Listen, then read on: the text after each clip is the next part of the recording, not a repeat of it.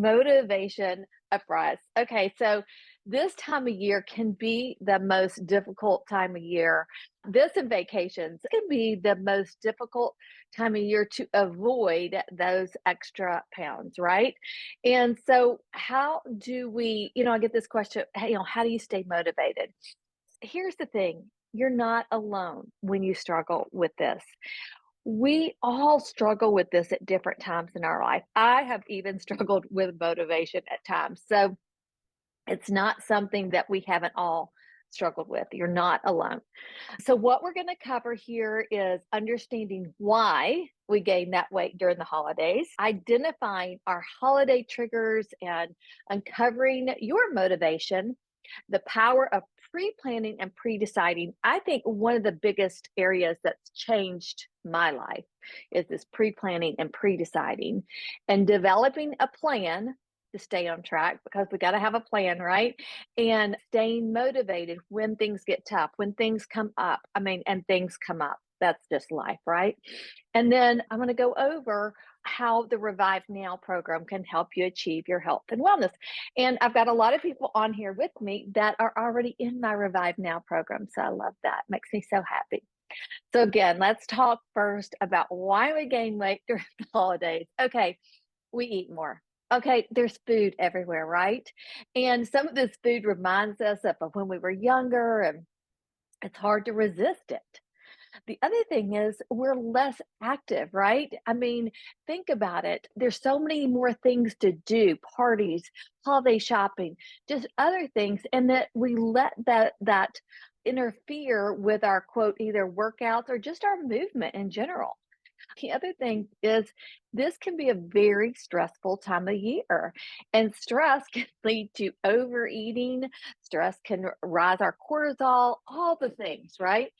And then, of course, at this stage of our life, we've got all the menopause symptoms such as hot flashes, night sweats, mood swings, and that can make it more difficult to eat healthy and exercise regularly. Again, the hormonal changes, and that's really what I've realized. It led to this belly fat that I was like, wait, what happened? And then that slower metabolism because we are losing muscle quicker than ever at this stage of our life. And muscle is what keeps our metabolism up there. Okay, so we've got to identify our holiday triggers, right? And so what are the things that make you most likely to overeat? So let's think about this, the menopause symptoms, okay? The hot flashes, night sweats, mood swings, that can lead to overeating because, especially if we're not sleeping well, right? Our cortisol uh, arises and it makes us crave those carbs and all the things, right? So, all of that can have a big impact on us that we didn't even experience, 10 years ago, 15 years ago, whatever age you are. Then again, there's so much tempting foods and drinks everywhere. It's like, well, why not? I don't want to feel deprived, right? And then there's social pressures. You're at somewhere and maybe there's a lot of alcohol, and your friend wants you to partake, even if you've decided not to because, nobody wants to drink alone. Or what if it's Aunt Sally's, dessert that she's made and she's going to be offended if you don't join in and eat some, right? And then there's the stress. And I have found myself stress eating for sure. When I'm stressed, I'm like, I head to the cabinet and the pantry, the refrigerator, and I'm like, what can I have? And then boredom, although I don't feel like most of us have a ton of boredom. Although, you could, if you're an empty nester and nobody's coming back home, could even make you feel sad. And so make you emotionally eat. So I want you to take a minute and write down your top 3 holiday triggers.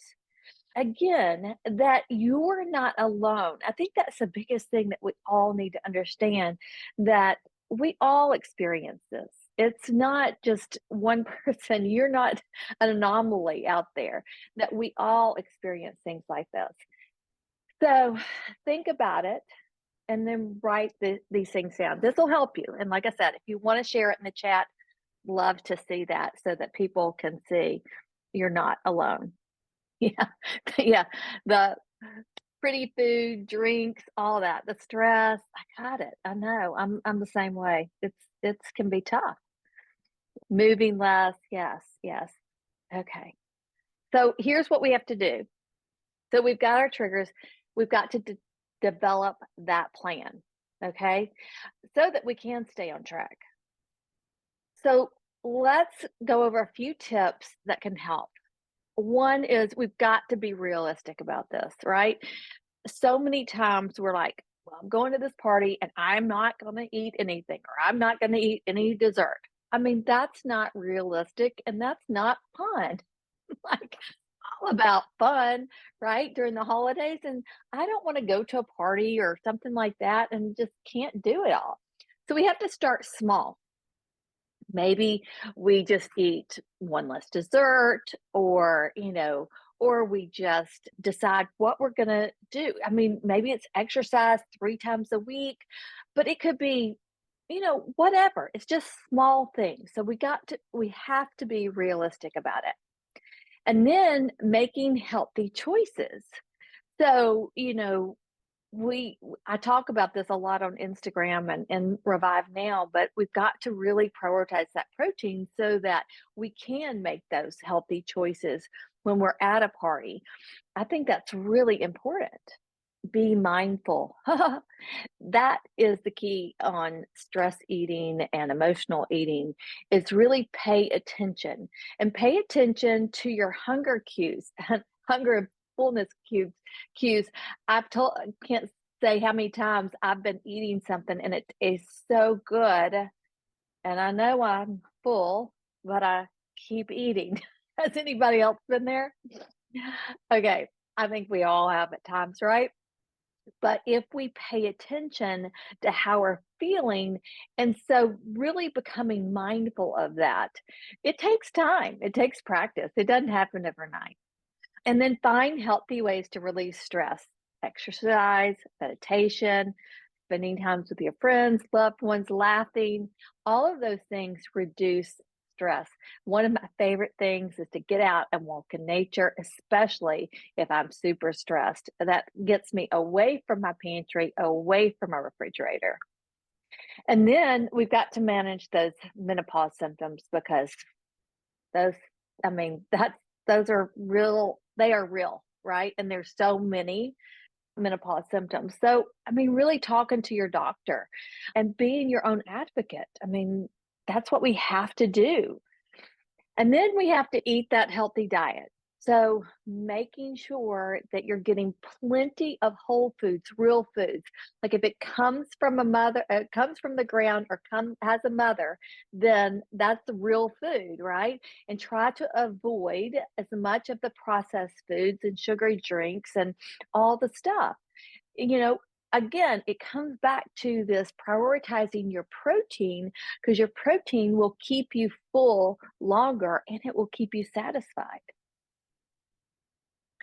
I think exercise regularly. Look, we need to be aiming for at least 30 minutes of moderate intensity exercise, at least 2 to 3 times a week. I would, even venture if you can do more. But if you need to put it in 10-minute chunks, that's fine, or 5-minute chunks. Just try to get that movement in. And then this is probably one of the biggest things I see is when people aren't getting enough sleep.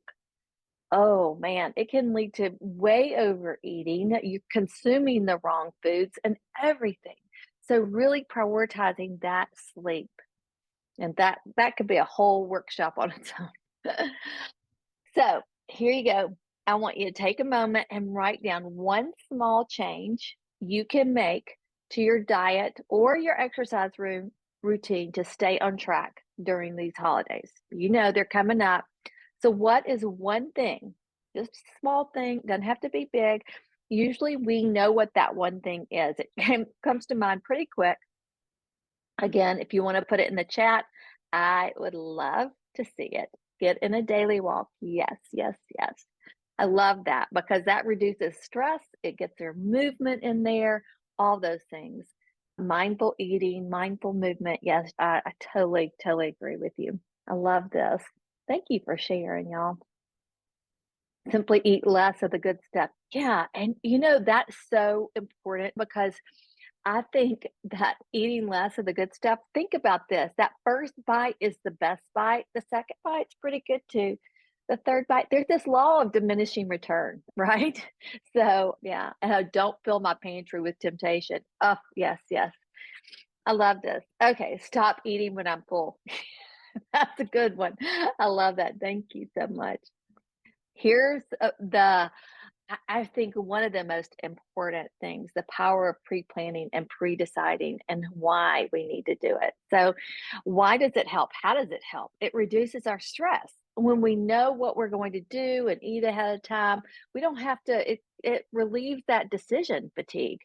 That decision fatigue is real and it's hard to make good decisions when you're in the moment, right?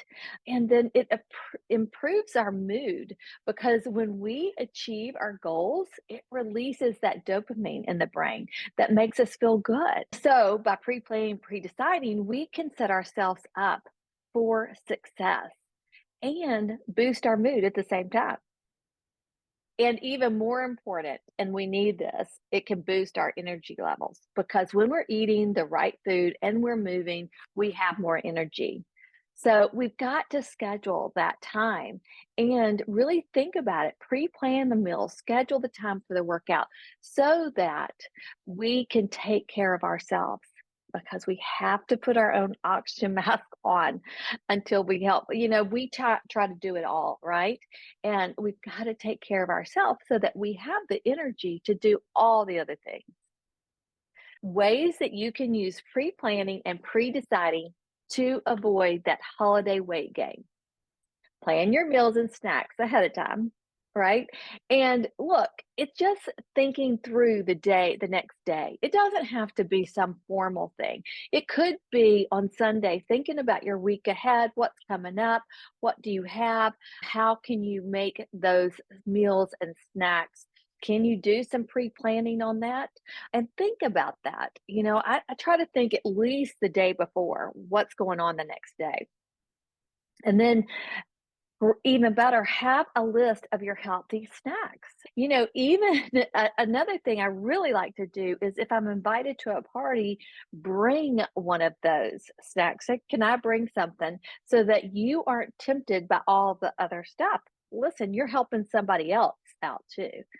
And then decide in advance. I learned the biggest thing, I'm pretty much alcohol free, and that helped me more than anything, deciding in advance that so I didn't have the decision fatigue.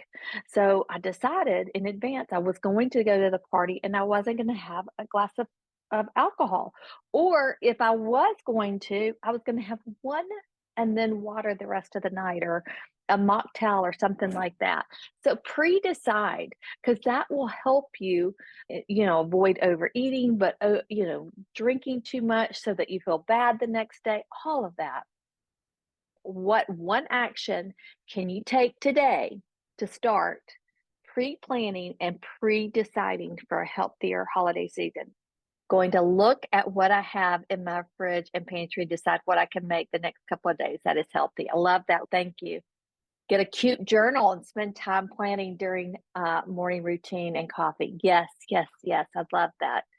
And cute journals just add to it, doesn't it? I love that.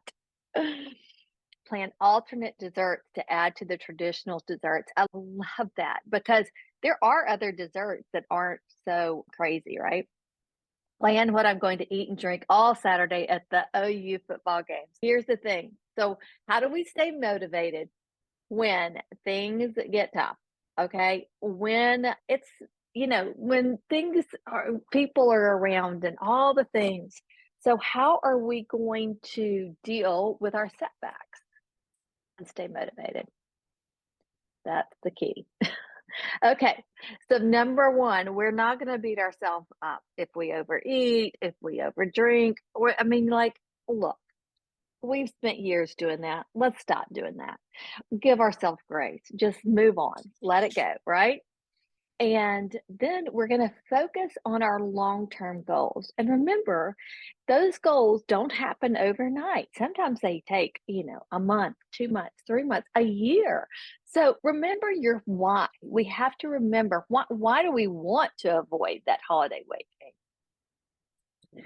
And I love this one, find a support system, because we all need a group, a community, friends, family members that they're trying to do the same thing that can help keep you motivated. Try to avoid those people who want you to join in the gluttony with them. I've had people like that in my life too that are not very supportive. So you need to kind of push those people away and bring in your support system more. And then reward yourself for your progress. Reward yourself by giving yourself some time. Not a food item, but give yourself some time to just kind of maybe go on a walk, or maybe an outfit you wanted, or just something little, maybe a cute journal, something like that. Okay, but this is the biggest thing right here, is that motivation comes from action. We have to take small steps each day to move closer to our goals. So, motivation is just a feeling, but unless we take that action, I mean, the motivation is not going to be there. Most days I don't get up and I'm like, oh my gosh, I can't wait to go do a hard workout, or oh my gosh, it is taking the action and then being, oh yes, I did it. And then we need to ask for help. Don't try to take on everything. We are the world's worst as women. I think a lot of times we want to do it all, but people care about us and they want to help us. They want to see us succeed. And I think that's really important. So, what are one or two things you can do today to stay motivated and avoid those extra holiday pounds? Really think about this. Like, think about that why, and what are you going to do so that you can stay motivated? Do you need to ask for more help instead of take it all on so you're feeling so stressed? What is it that's going to keep you motivated when things get crazy?